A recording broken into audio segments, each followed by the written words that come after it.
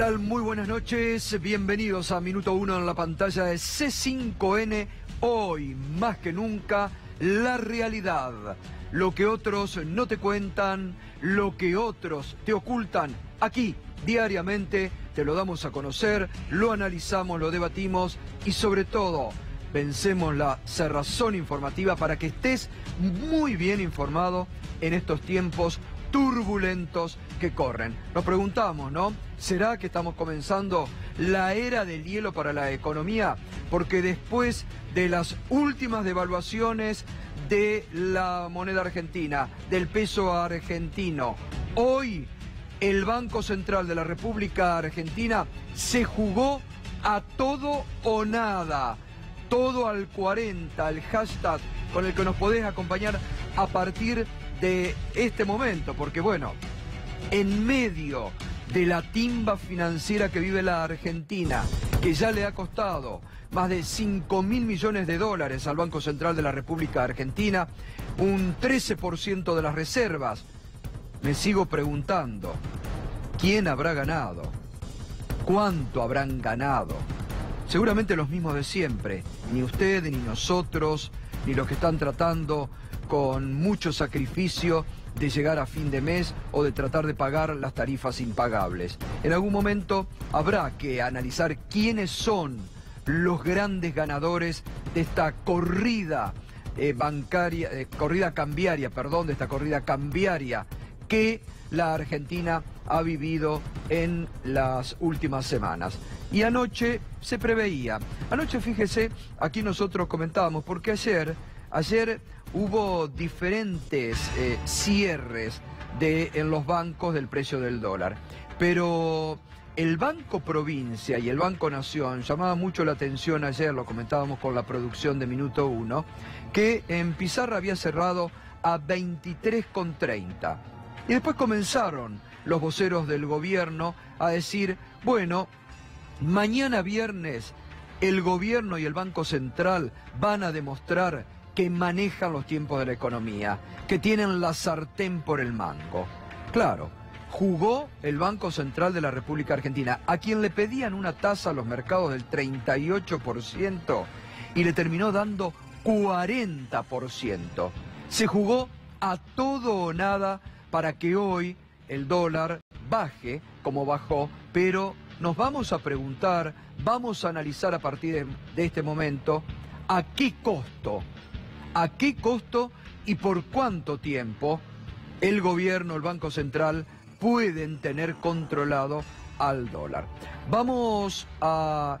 Recién antes de empezar el programa, le preguntaba a Fernando Alonso, ¿cuánto se devaluó el peso argentino desde el 10 de diciembre del 2015 hasta el día de ayer? 125%. 125% lleva ya devaluado el peso argentino en la era Macri, ¿no? Así que fíjese usted. Bueno, vamos a ver cuáles son las principales medidas anunciadas hoy por el Banco Central de la República Argentina. Y Fernando, vamos a ir comentando. Buenas noches, Fernando, ¿cómo estás? Buenas noches, Gato. Bueno, suba de tasa. Ahí pusimos 47%, porque esa es la tasa activa que paga el Banco Central por prestarle plata a los bancos. Es que los bancos iban al central, le pedían plata, pasaban por la otra ventanilla y compraban LEVAC y hacían la diferencia. Entonces, para desalentar eso, el Banco Central llevó la tasa activa a 47%. Y esta es la que después se traslada a los descubiertos en cuenta corriente, a el financiamiento de la tarjeta de crédito, a los créditos personales. Esta es la verdadera tasa que juega el central. La otra es la tasa de referencia. Esta es la que es efectiva. Claro. Bueno, esto ya todo lo están preanunciando, va a producir un enfriamiento de la economía, un freno al crédito, pero aparte va a impactar de lleno en las pequeñas y medianas empresas. Si ya venían mal, si ya venían ahogadas, esta tasa a la que hoy apostó fuerte el Banco Central para parar la escalada del dólar, sin lugar a duda va a terminar de ahogar a muchas pequeñas y medianas empresas, ¿no, Fernando? Es que si sos una grande empresa o tenés caja propia o tenés forma de acceder a un financiamiento incluso no bancario, pero si sos una pyme, te financiás con el descubierto en cuenta corriente. Claro. Digo, el descuento de cheque. Las pymes no tienen capacidad hoy de ir a un banco y sacar un crédito a 10 años con tasa subsidiada. Tienen que ir y pagar por ventanilla la tasa que le piden. Y con una tasa 47% te imaginás que se rompe la cadena de pago, se atrasan todos los proyectos que estén desarrollando, se dejan de vender porque no pueden financiarle a los clientes. Es decir, lo que más sufre en este contexto sin duda son las empresas pequeñas y medianas. Vamos a la otra medida, reducción del déficit, esto anunciado hoy en conferencia de prensa. Una pobre conferencia de prensa de los ministros Duhovne y Caputo en medio de la tempestad, reducción del déficit a 2,7. Esto también va a traer un enfriamiento de la economía con un impacto directo, reducción en la obra pública y tal vez más despidos, ¿no? Además esto es una aspiración. No es que por un decreto, por una resolución, lo van a bajar. Es una aspiración, ¿no? Bueno, anunciaron que van a frenar las obras públicas, que van a retener 30.000 millones de pesos que estaban destinados a las obras públicas, no lo van a ejecutar. Así que está la decisión, la voluntad política de ajustar el Estado, de reducir Esto también enfría el tema político, porque ayer lo comentábamos, el gobierno, en este plan perdurar del que tanto habla Carlos Melconian, aspiraba a partir de diciembre a inyectar muchos fondos en obra pública para ir con el plan reelección en el 2019. Hoy muchos analistas económicos estaban ligando las actuales turbulencias, estas medidas, a una postergación o tal vez a una complicación en el plan reelección de Macri para el 2019, ¿no? Sí. ¿Vos te acordás, Gato, de la década del 80, la década del 90, los mega anuncios de planes económicos, reducción, te decían hasta el centavo que iban a ajustar? Exacto. Bueno, el gobierno parece que no quiere volver a esas presentaciones y hizo una conferencia de prensa y tiró un número sobre la mesa sin dar mayores explicaciones de qué es lo que va a hacer y cómo lo va a lograr, ¿no?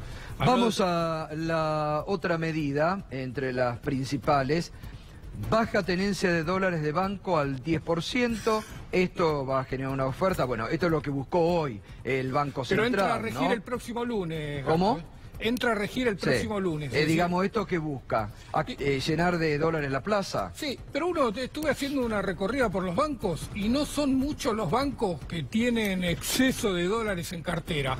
Parece que más que generar una sobreoferta de dólares, le apuntaron a algún banco puntual que lo tenían identificado como que estaba acaparando dólares billetes. Sí. Bueno, parece que se la pusieron con nombre y apellido, pero no tenemos la certeza como para identificarlo al banco. Bueno, y vamos a la última medida, como para analizar en este comienzo de minuto 1. Endeudamiento local. Se pagan muchísimos más intereses de la deuda. Impacto directo en el Estado, compite por el crédito con los privados, ¿no? Sí, lo anunció Caputo, ¿no? Dijo, bueno, no vamos a salir al mercado internacional a tomar deuda, todo lo que resta lo vamos a tomar en el mercado local.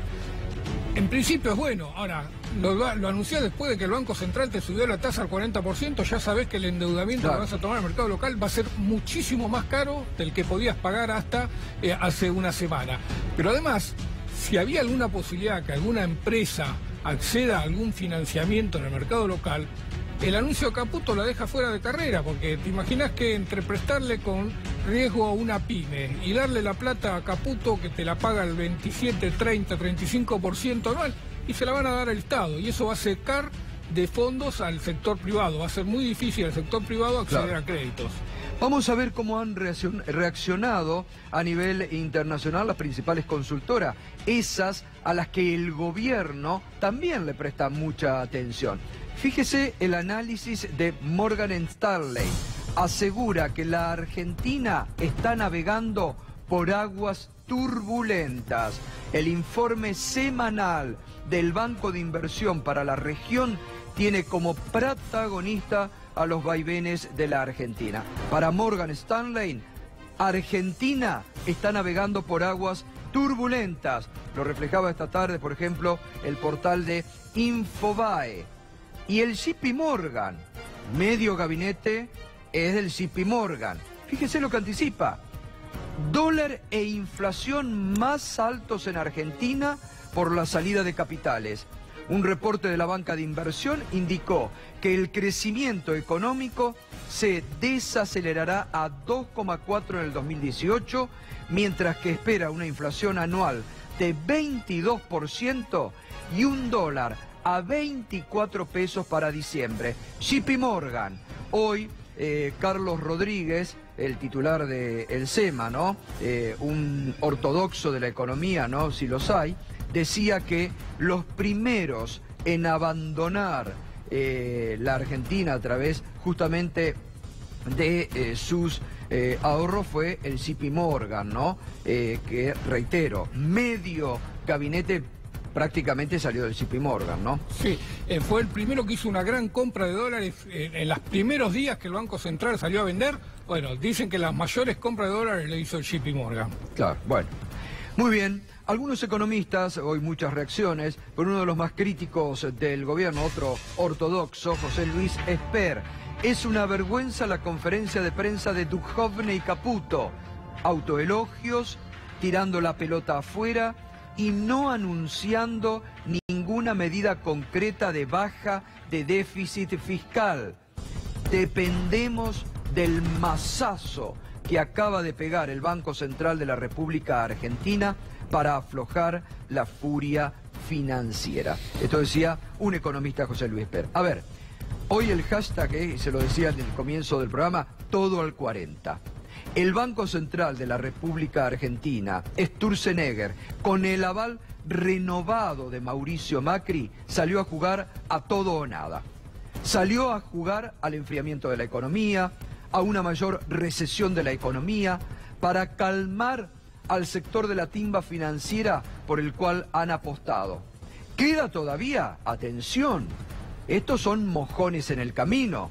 El próximo mojón, el próximo desafío es el 15 de mayo, cuando vence la bola de nieve impresionante de las LEVAX, que es un número que a mí no me entra en la cabeza, Fernando, lo que se 680.000 millones de pesos. ¿Perdón?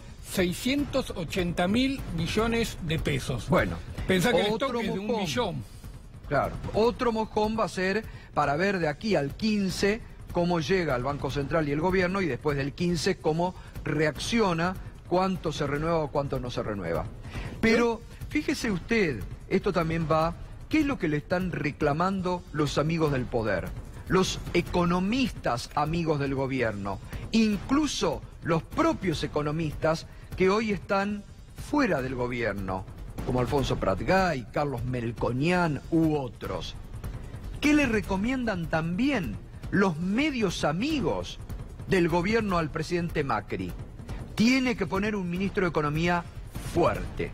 Faltan las señales de quién manda la economía. Y esto se ha estado comentando en las últimas horas por parte de aquellos periodistas que tienen acceso cotidiano a la intimidad del gobierno. ¿Qué ha pasado?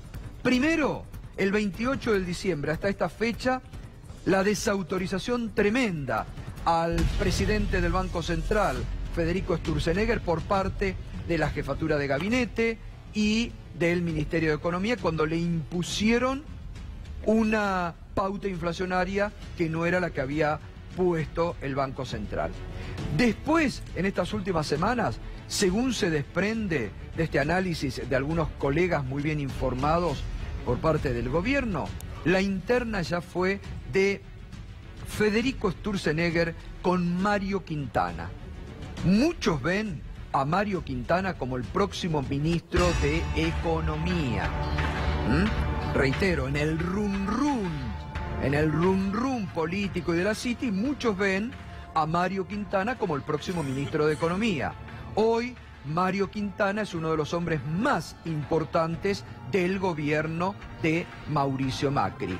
Entonces, esto que ya se comienza a hablar, porque a ver, el gobierno Mauricio Macri prevé un cambio de gabinete, o al menos lo tenía previsto, para después del Mundial. Porque esto también es otra cuestión que le están pidiendo muchos, con distintos términos.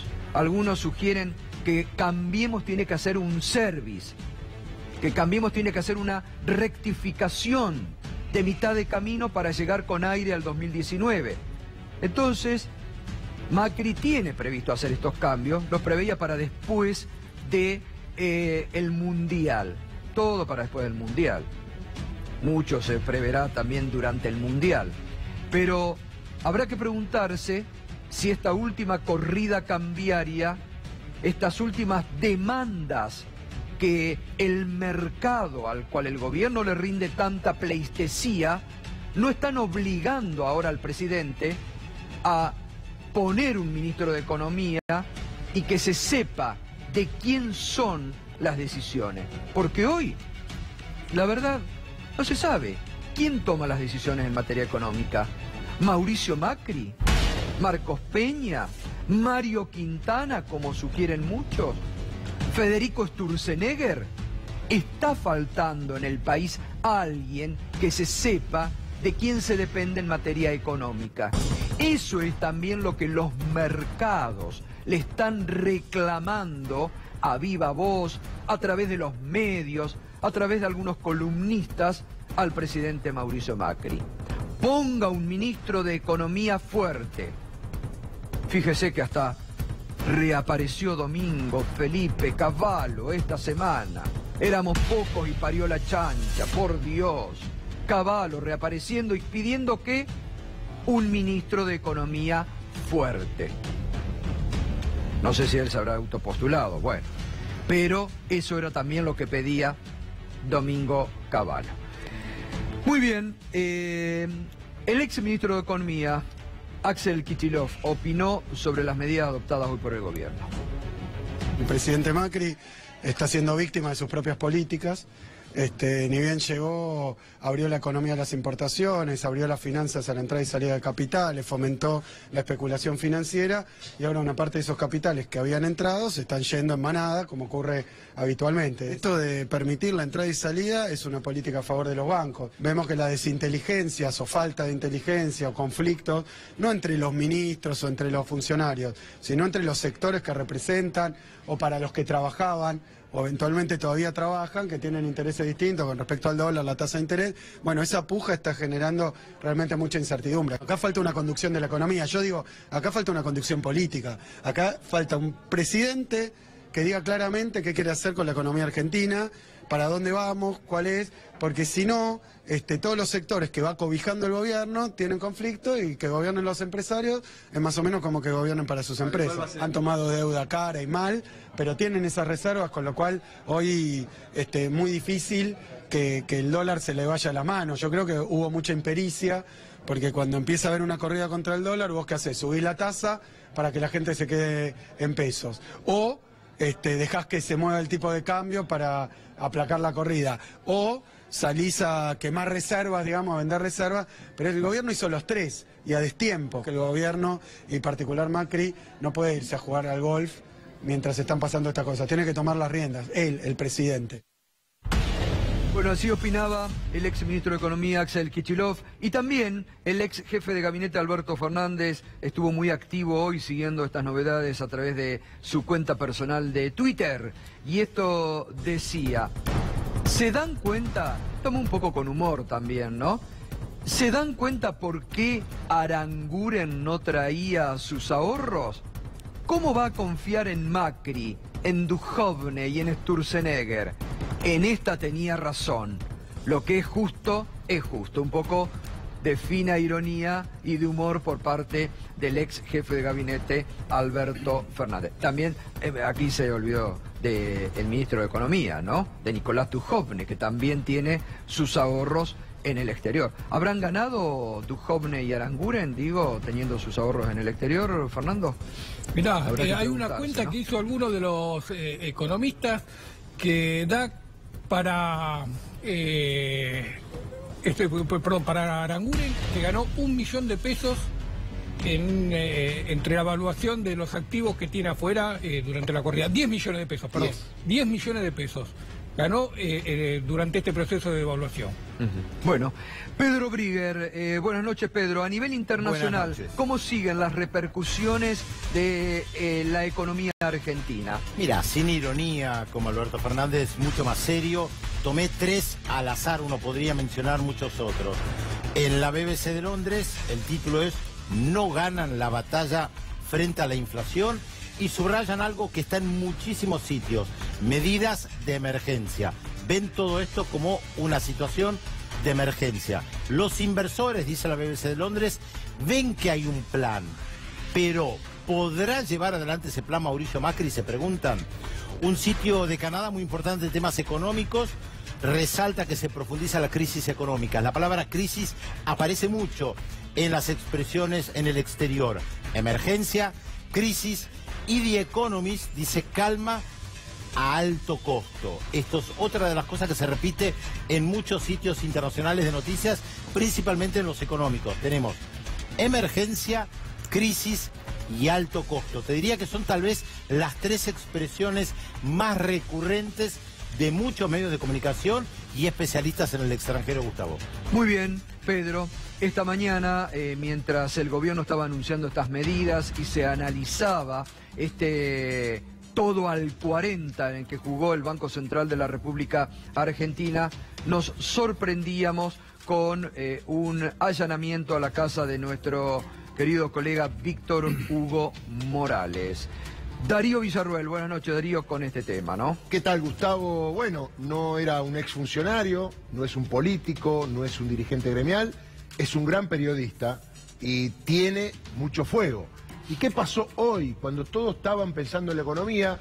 Después de las 9:30, cuando fue la conferencia, se apareció un oficial de justicia en la casa de Víctor Hugo, ahí en la Avenida Libertador, para secuestrar cuadros que Víctor Hugo tenía prendados. Esto tiene que ver por un juicio que tiene hace mucho tiempo. Usted debe recordar aquel partido Boca-Real Madrid, donde Boca salió campeón del mundo. Víctor Hugo pasó en aquel momento en Canal 7 las imágenes. Hubo un juicio, lo perdió Canal 7 y el productor. Víctor Hugo fue liberado de culpa y cargo. Sin embargo, la empresa Cablevisión, el grupo Clarín, no conforme con eso, apeló. Había ganado respecto a los otros dos, pero dijo, no, yo quiero que pague Víctor Hugo. Fue a la Cámara Civil y la Cámara dijo, tiene razón, tienen que pagar el Canal 7, Metzger, que era el productor general, y Víctor Hugo. Así que los 3 deben pagar. Entonces, ¿qué hizo el grupo? ¿Le voy a cobrar a Canal 7? No. ¿Le cobro a Metzger? No. ¿A quién le cobro? A Víctor Hugo Morales, porque hay obviamente una enemistad manifiesta entre el grupo y Víctor Hugo. ¿Y qué hicieron? Lo ejecutaron desde el punto de vista civil. Víctor Hugo ya pagó 2 millones porque tiene que pagar 3. Pero en realidad, ¿por qué tiene que pagar 3? Uno le corresponde al canal, uno le corresponde a la productora y uno a Víctor Hugo. Pero el grupo no quiere que paguen los otros. Quiere que pague Víctor Hugo, es responsabilidad solidaria. Repito, Víctor Hugo ya pagó 2, faltaba algo, le están embargando el sueldo. Como no alcanza y se ve que están apurados, en el grupo donde no debe haber mucho dinero, lo que dudo, con todos estos movimientos económicos, fueron y le llevaron los cuadros para ser ejecutados en una subasta. De lo que se recaude en esos cuadros, el grupo Clarín se va a cobrar el millón que falta. Todo un avasallamiento humillante. No es muy común que esto ocurra en la justicia, porque si los cuadros estaban en la casa de Víctor Hugo, claro, podrían haber quedado. No me queda claro en esta explicación que estaba escuchando con mucha atención sobre todo esto. ¿No tiene que determinar el juez quiénes son los que pagan? En este caso, teniendo en cuenta que era Canal 7, Metzger, que era el productor general, y Víctor Hugo, ¿no determina el juez? No, porque como es una responsabilidad solidaria, vos podés elegir quién te tiene que pagar, pero es extraño porque generalmente uno va al más solvente. Acá hay un abogado que no me va a dejar mentir, el doctor Recalde, y uno dice, ¿quién tiene más plata? ¿Víctor Hugo o Canal 7? El Estado. Canal 7, el Estado. No, el Estado no. Víctor Hugo, el productor general, el que le pagaba a Víctor Hugo, es decir, una producción general que había, ¿te acordás, en las mañanas? Sí, sí, sí, desayuno. Exactamente. Desayuno. No, el productor no, Víctor Hugo, porque hay un problema con Víctor Hugo. Hace falta mucha agua para apagar tanto fuego. Me parece que... Ahora, qué casualidad, si hay casualidades, qué casualidad. Viste que yo ayer te decía, sí, no des ¿Qué te dije No ayer? de ideas. No de... Pero ¿sabes ¿Qué qué te pasa? decía ayer? No, vos me decías, no hay causa ya para rebuscar un viernes en tribunales. Yo te dije, bueno, nunca descartes. Pero digo, qué casualidad que esto se produce 4 días después de Tal la cual. reaparición en televisión de Víctor Hugo, con un muy buen promedio de rating que está obteniendo C5N, que está, fíjese, esto se lo cuento porque tal vez no se lo cuentan otros, y nosotros que estamos haciendo un gran esfuerzo profesional y personal, todo este equipo, todo este canal, los técnicos, los productores, lo tenemos que compartir con ustedes porque se lo tenemos que agradecer. En los últimos días, ayer por ejemplo, C5N está ganando desde las 18 hasta las 12 de punta a punta la franja amplia, el prime time de la televisión por cable, lo está ganando C5N. Lo está ganando este programa que lideró todo marzo, todo abril, gracias a Dios, usted nos ha acompañado, me permite liderar con la realidad. Y se suma ahora el diario, los programas de las 22, como Julián Guarino, que ayer tuvo también un rating impecable, que ganó, bueno, Iván y Darío Gaño. Entonces, qué casualidad que en la semana de la reaparición televisiva de Víctor Hugo, hoy se produce esto, ¿no, Darío? Sí, además no creo que sea para tapar lo otro, porque esos medios hegemónicos seguramente no van a hablar de la noticia, porque no les conviene, es un papelón. Que una empresa periodística persiga a un periodista, generalmente los periodistas le hacen juicios a las empresas. Es algo distinto, ¿no?, lo que está pasando. Pero sí... No, disculpa, me informan, lo justifican.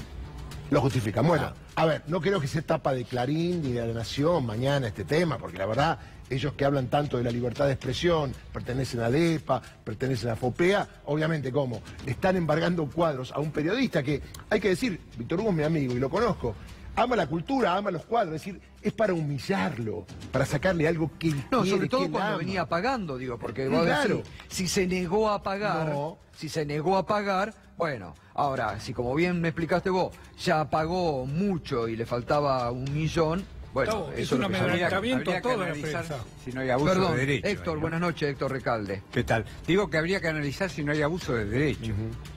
Es decir, tienen derecho a hacerlo, pero ya cobraron 2 millones, Claro. que tengan contra 3 personas y siguen insistiendo. Qué suerte que Y- cobraron 2 y además millones, que, doctor, ¿no? ¿Cuánta obviamente, gente hay que no cobra? La discriminación, los medios de la libertad de expresión, bueno, está pasando en realidad con todos los medios que tienen como este, lo que está pasando con los dueños de esta señal, bueno, hay una persecución implacable, diría yo, ¿no? Y además hay que agregar respecto a lo que decía Gustavo, que casualmente este canal le está ganando al otro canal, TN, que es la empresa que le está haciendo esto a Víctor Hugo. Esto es clarísimo. A ver, si usted no lo quiere ver es porque no lo quiere ver, pero no es que es otra empresa que no compite, sino que es una empresa que compite con C5N. Así que desde acá, seguramente el gato lo va a compartir, todos mis compañeros, Por la supuesto, ya solidaridad sabemos. y un abrazo muy grande a Víctor Hugo Morales, que repito, hace falta mucha agua para calmar tanto fuego. El Se lo Foro de hemos dado. Periodismo Argentino FOPEA no dijo ni una palabra hoy. Nada. Nada.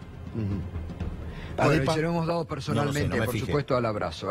Bueno, vamos a ver cómo está proyectando ya y golpeando estas turbulencias económicas en el día a día, en la realidad, en la cotidianeidad de cuando usted va al supermercado, al almacén de barrio. Mire cómo ya se están proyectando sobre los precios una vez más. Ya se está hablando de que van a aumentar nuevamente las naftas. Mejor dicho, desde ese sector ya está diciendo tenemos que aumentar. Pero fíjese, va a negocios hoy, Estapa, por alza del dólar, los alimentos suben 6% y presionan a la inflación. 6%. Realmente esto es una cifra impactante a los aumentos que ya se vienen dando, ¿no, Fernando? Sí, los alimentos venían aumentando un promedio de 2 a 3% mensual. Venían siempre todos estos meses por encima de la inflación. Así que este efecto obviamente va a ser mucho más fuerte durante estos meses, ¿no? Mayo, junio y como decíamos ayer, hasta julio se va a seguir el traslado de esta devaluación a los precios. Bueno, la CGT, que viene de rechazar la reforma laboral, ayer un comunicado dijo rechazo absoluto y total a la reforma laboral. Nos alegramos, parece que se han despertado los integrantes de la CGT y han visto el peligro que se venían ahora contra los laburantes. Hoy marchó contra el tarifazo y habló Juan Carlos Smith. Parece que nos están tomando de en el gobierno nacional. Cuando Aranguren dice que estas son medidas para sacar a la gente de la pobreza, la verdad que no solamente es una expresión de provocación, es un atentado contra el bolsillo nuestro. Por lo tanto, esta es la primera medida que la CGT va a tomar de acá al Congreso de Normalización de sus autoridades el 22 de agosto. La gente acepta de que hay una distorsión en la tarifa. Lo que no acepta es que se pase del 300 al 1500% el aumento de los servicios. No hay gradualismo. No hay absolutamente ningún gradualismo. Y además están encerrados en una crisis muy importante. El ministro de Economía, quiero haberlo escuchado, que dice que hay que ver por el lado del ajuste fiscal. Y si esto se traduce en recorte en el gasto público, nosotros sabemos que es lo que va a pasar. Va a haber despidos empezando en el sector público y después se van a trasladar al sector privado. En diciembre tiraron la reforma laboral y terminaron sancionando la previsional. Yo creo que ahora lo que quieren ocultar es el malestar que hay alrededor de este tema, el cuadro tarifario. Bueno, ayer también recordemos ya que el presidente de la bancada del Partido Justicialista, Miguel Ángel Pichetto, también dijo que seguramente la reforma laboral no va a pasar por el Senado, ¿no? Va contra, lo hemos venido hablando esta semana, contra derechos adquiridos, contra la indemnización. Enseguida estamos con Alejandro Roba también, Miguel Bogiano y con Héctor Recalde, que lo sorprendió este nuevo intento del gobierno por la reforma laboral.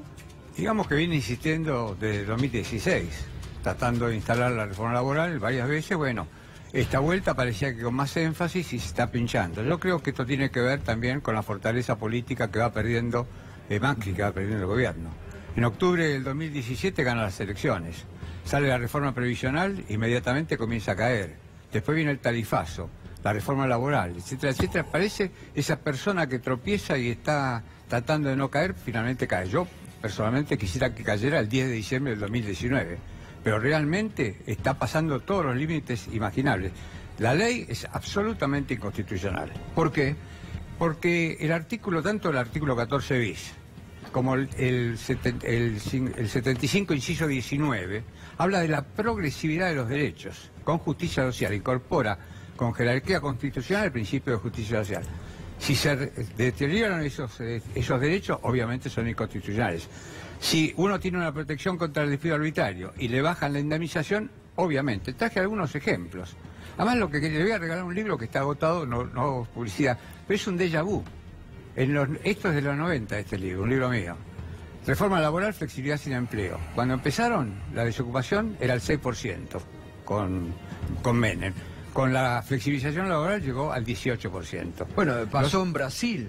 En Brasil llevaron adelante también una reforma laboral, una flexibilización laboral, y el empleo también realmente ha aumentado y mucho, ¿no? No le sirvió de nada. Así es. Yo traje algunos ejemplos de lo que pierden los trabajadores si esta ley se impone, si este proyecto de ley se impone. El mismo trabajador con el mismo sueldo y la misma antigüedad. Con la ley vigente cobraría 126.873,75. Con la reforma laboral se reduce a 46.874,25. O sea, pierde un 70%. El otro ejemplo, traje dos ejemplos, porque para muestra, más que un botón, faltan dos botones. El otro ejemplo también, siempre con las mismas características. Ganaría 61.874,25 si lo despiden. Con la ley vigente baja a 46.874. O sea, casualmente la pérdida es con 15.000 pesos. Igual con los montos que está diciendo algo, antes no cierra ninguna empresa, ¿no? Porque el gobierno vende que la industria del juicio, con esos montos que está poniendo no cierra ninguna empresa. No, ninguna empresa, por supuesto. Por eso es un engaño. Yo creo que la verdad que esta emergencia que estamos viviendo merece respuestas. La respuesta tendría que ser inmediatamente. Este gobierno ha tenido una actitud inteligente en cuanto a generar una red social. Amplió la cobertura de la asignación universal por hijo a los monotributistas, a los cuentapropistas, y esto generó un colchón para, digamos, contemplar algunas necesidades. Ahora ese colchón desaparece. Entonces es imperioso tomar estas medidas. Por supuesto el gobierno no la va a tomar. Convocar al Consejo del Salario Mínimo Vital y Móvil, que está absolutamente desactualizado. Y un aumento de emergencia ya a todos los salarios. Más allá de que se convoquen al paritario, no lo van a hacer. Bueno, Pero ¿cuánto ha perdido ya aquellos gremios que pautaron por el 15%, ¿no? Sí, con esta última devaluación, ¿cuánto han perdido? El tema es que el gobierno se negaba a darles la cláusula gatillo. Y bueno, lo que necesitamos es eso, que haya una cláusula gatillo. Establecer la cláusula gatillo para que equiparen a la inflación que se viene. Lo estamos viendo. Héctor, en el 2001, después de la crisis, cuando regía la doble indemnización, se generaron puestos de trabajo. Sí, la doble indemnización... No frenó. No frenó, se quedaron por eso, por eso mismo, digo, con la doble indemnización no se generaron la puestos de trabajo. Quiere decir que la indemnización no afecta a la realidad. La realidad es que el derecho del trabajo no influye ni a favor ni en peor de la economía. Lo único que puede hacer el derecho del trabajo es regular la jornada de trabajo para repartir más empleo. Si en vez de una jornada de 8 horas tenemos una de 7, repartimos empleo. Claro, después la suerte del país económicamente es la política económica. Y realmente con estas medidas no se toman. Además, alguien puede pensar, esto es una de las cláusulas que tiene, alguien puede pensar que un obrero o una obrera va a renunciar gratuitamente a un derecho que le reduzca el salario. Bueno, modifican la irrenunciabilidad de los derechos establecida por la ley vigente. Es decir, todo para abajo. Y podría seguir con el trájete los papelitos, pero es una Ahora realidad. seguimos. Alejandro Roba, buenas noches. Primer análisis de cómo impacta este 40%, todo al 40% que ha jugado a todo o nada hoy el Banco Central para tratar de calmar el dólar. ¿Lo puede calmar? Hoy lo calmó. Primero digo, estas medidas que se tomaron hoy son medidas que tienen un costo altísimo en términos de nivel de actividad. Es un ajuste ortodoxo de política monetaria y de política fiscal, pero el daño ya está hecho. Como veíamos recién en la placa de Infobae, la inflación ya se disparó. Pensá que alguien que tenía Levac y las vendió, compró dólares a 20 pesos, las vende a 23 y se vuelve nuevamente a Levac. Tenía una tasa de 23% hace una semana y ahora es 40%. O sea, el mismo mercado le dobló el brazo al Banco Central y también al Ministro de Economía, porque este ajuste, digo, lo que decía recién Héctor, de haber enviado la reforma laboral, es una señal pro mercado.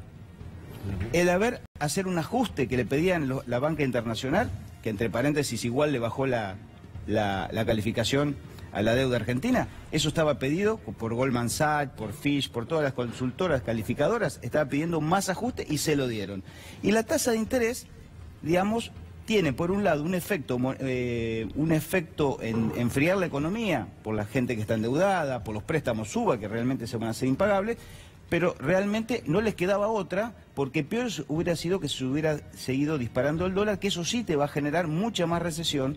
Esta tasa de interés, pensá que la tasa de interés del 40 es la más alta del periodo Macri, que cuando salimos del cepo cambiario, que la devaluación fue del 60%, la tasa de interés máxima fue 38%. O sea, mirá lo que le tienen que entregar a la bicicleta financiera para que para que no sigan vendiendo dólares. Y esto tiene grandes ganadores, que son los especuladores y el sector exportador, que está especulando en no traer sus dólares porque él está esperando que el tipo de cambio baje. O sea, el Banco Central tiene muchas herramientas se ató de pie de mano con dos. El tipo de cambio, digamos, vender dólares, que son dólares que aparte no son nuestros, sino son prestados, o aumentar la tasa de interés. Ahora, esto lo tuvo que hacer de emergencia, porque digo, esto también va en contra de los propios proyectos políticos del gobierno, porque recién lo hablábamos con Fernando, van a postergar la obra pública, esto va a producir, lo acabas de decir vos, pero hoy todos los analistas lo estaban diciendo, un fuerte impacto en recesión, enfriamiento de la economía,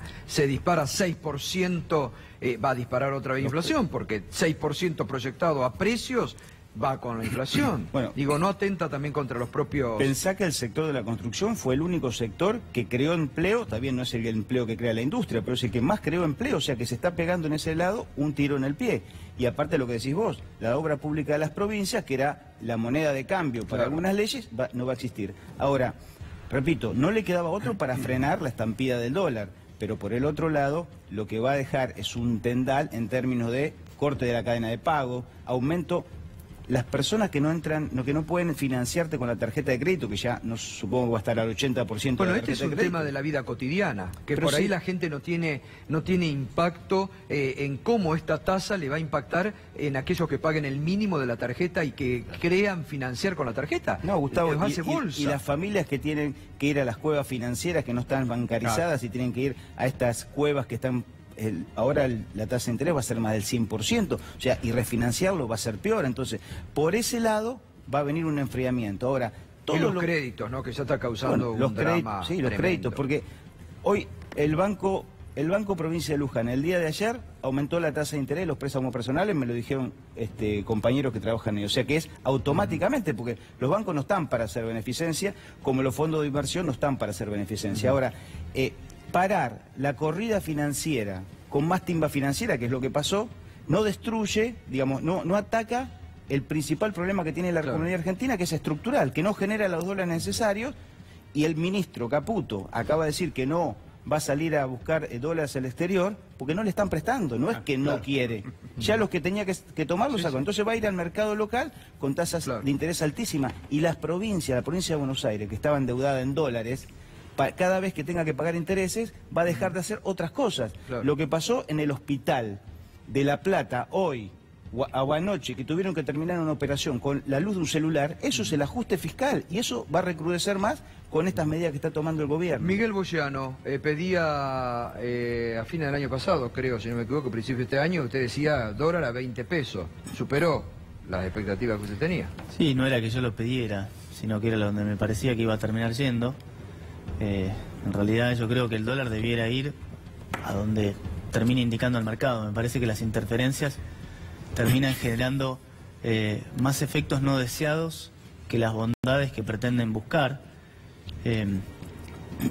Permitime hacer simplemente un raconto de cómo se evaluó las diferentes monedas de América Latina con respecto al dólar desde el 26 de diciembre. Para nombrar algunas: Ecuador 15%, Uruguay 15%, México 13%, República Dominicana 11%, Argentina 10%, Perú 10%, Chile 8%.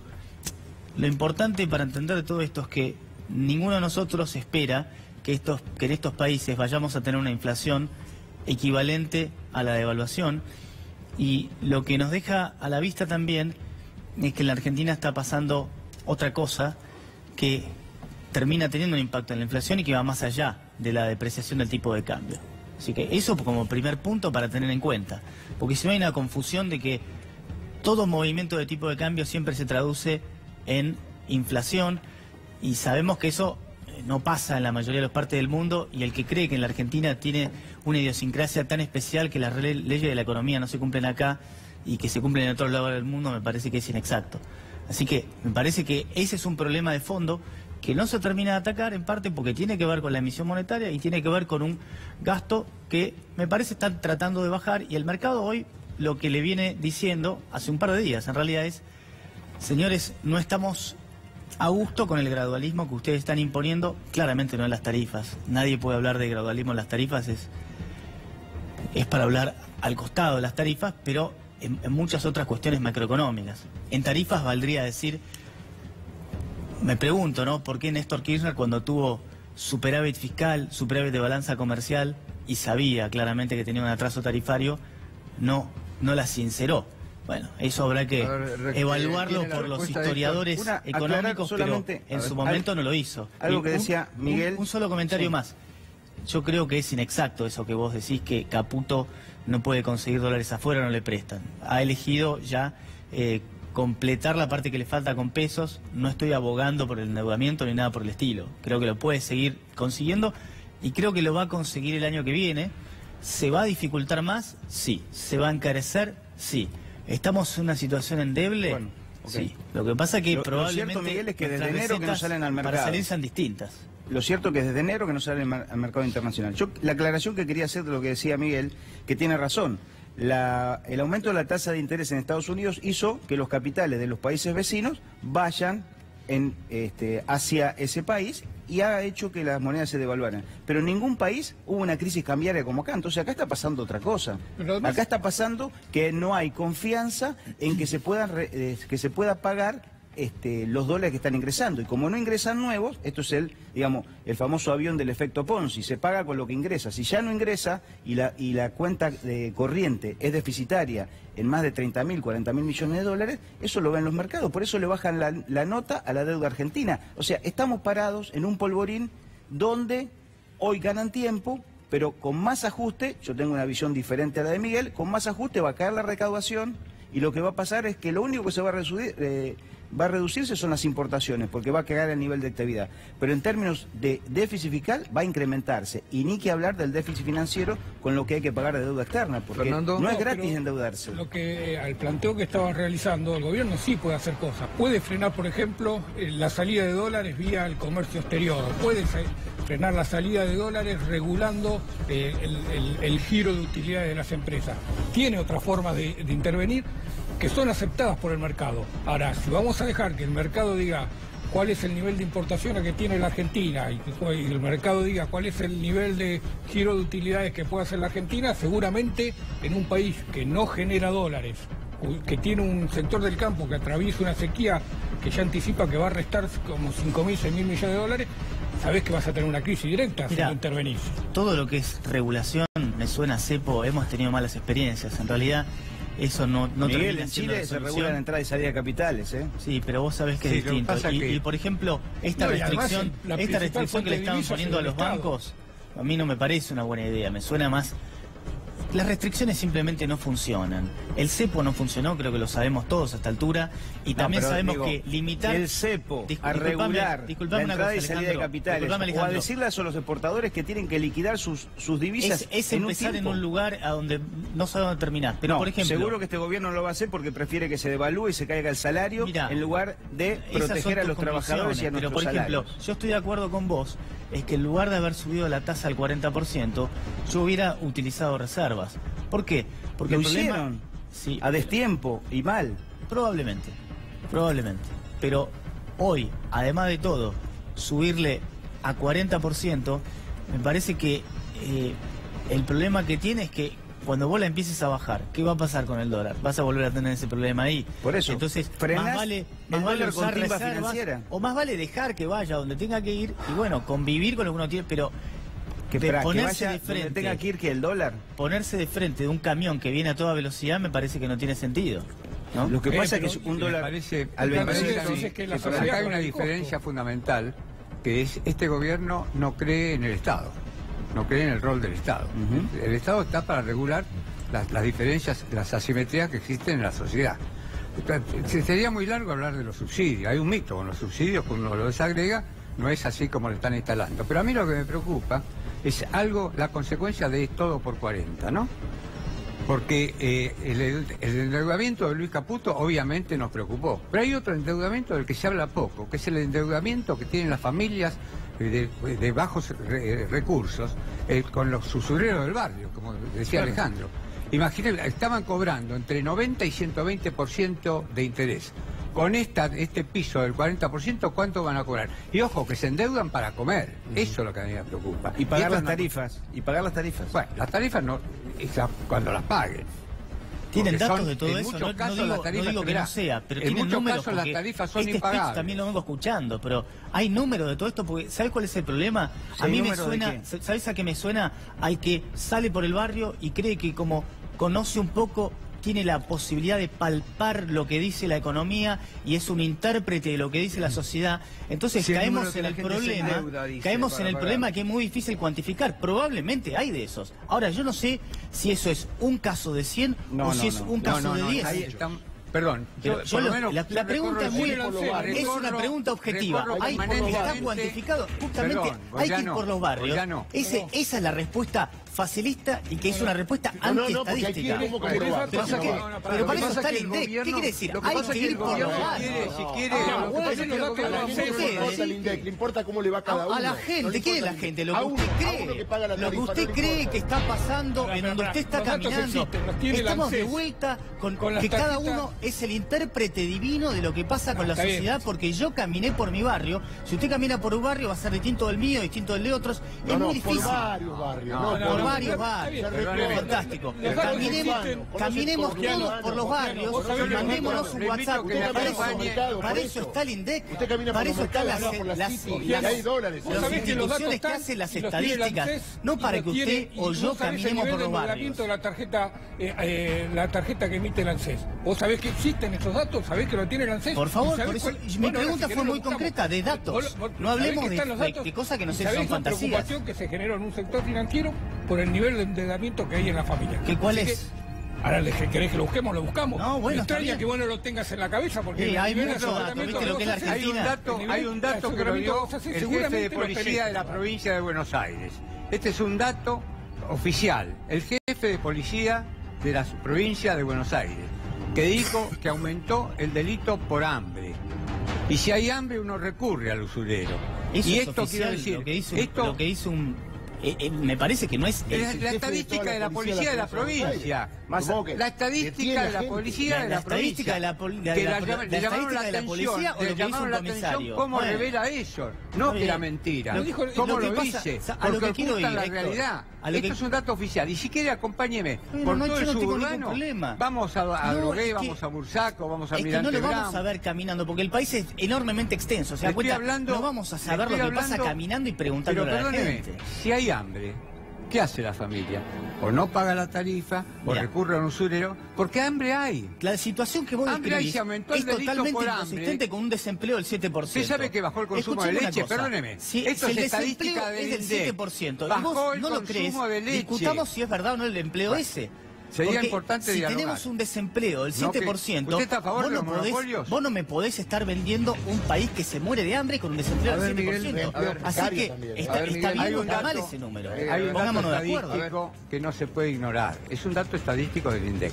Bajó el consumo de leche. ¿Está claro? Eso significa la subalimentación de nuestros pibes y pibas. Sí, suena muy bien, pero te digo una cosa. Suena mal. Suena muy bien el relato que vos hacés, suena bárbaro. El consumo de leche, el consumo de leche, sí, fantástico. Del consumo de leche, que obviamente no voy a celebrar que nadie le baje el consumo de leche, no podés concluir que eso quiere decir hambre. Y para eso están los datos. Para eso tenés que mirar los números de pobreza, que ustedes ni siquiera lo querían publicar. Ahora por no están publicados.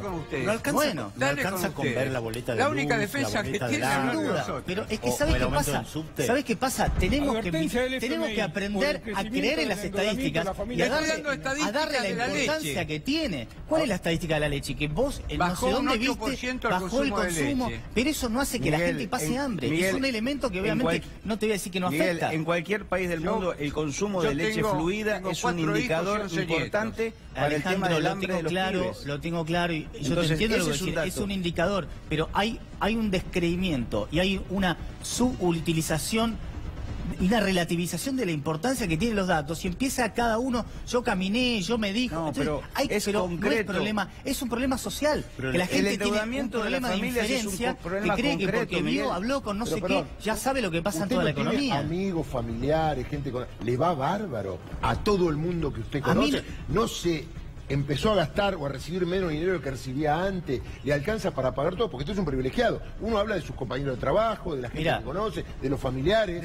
Yo no hago, te digo lo que hago en mi caso, pero no es un caso común. No le presto ninguna atención, porque sé que todo el mundo tiene este problema de inferencia estadística. Porque a mí me parece que todo el mundo tiene la idea de que puede tener su percepción, pero después quiero ver los números. Por eso, yo me sorprendí de cuando también vi el desempleo del 7%, pero si estamos viendo hambre, una a las dos. O el hambre es falso o el desempleo del 7% falso. Pero vayamos a discutir los números. El aumento de las tarifas de los servicios públicos. Sí, señor. Que más allá de lo estadístico. Sí, señor. No revela algo. Cuando a mí el salario me lo aumentan al 15% y yo tengo que pagar 300% más de la luz, tengo menos plata en el bolsillo. Indudablemente. Te voy a dar otro dato del INDEC. Indudablemente. Eso es objetivo. O sea que hoy la gente está peor que hace un tiempo atrás.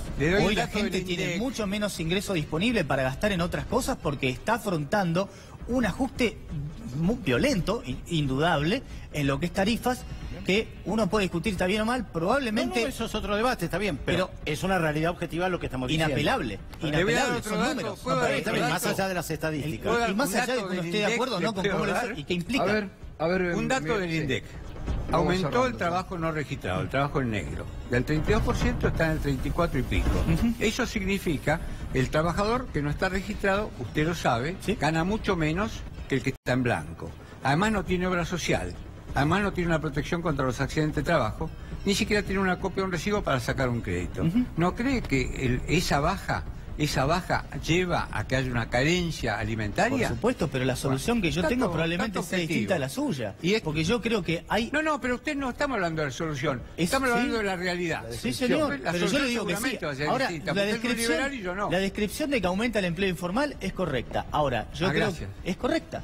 Ahora, yo creo que la solución tiene mucho más que ver con la reforma laboral. ¿Usted cree que la reforma laboral... La reforma laboral lo que hace es aumentar el trabajo en negro. ¿Sabe por qué? No nos peleemos. Yo le voy a decir lo que a mí me parece. Yo creo que la reforma laboral va a contribuir a reducir el empleo en negro. ¿Usted cree que lo va a aumentar? Bueno, estamos ahí, pero discutamos eso si quiere. Perdón, Miguel, pero ahí no es estadística. Esto pasó en la Argentina y el desempleo aumentó.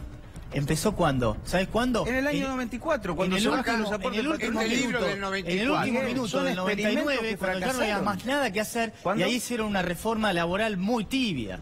¿Entendés? Bueno, entonces vos lo que querés es más ajuste, más reforma. Lo hiciste en el último momento. Miguel, en el último no nos ponemos de acuerdo porque defendemos intereses contrapuestos. Pero vos no podés defender los intereses de los sectores empresariales y nosotros los de las grandes mayorías. Entonces la política va a ser diferente. ¿Sabés qué? Ha fracasado. ¿Pero vos qué te pensás, que yo soy amigo de Ratazzi y de los grandes laboratorios? A mí no me importa piensan como lo más mínimo. Te digo más. Piensan como vos.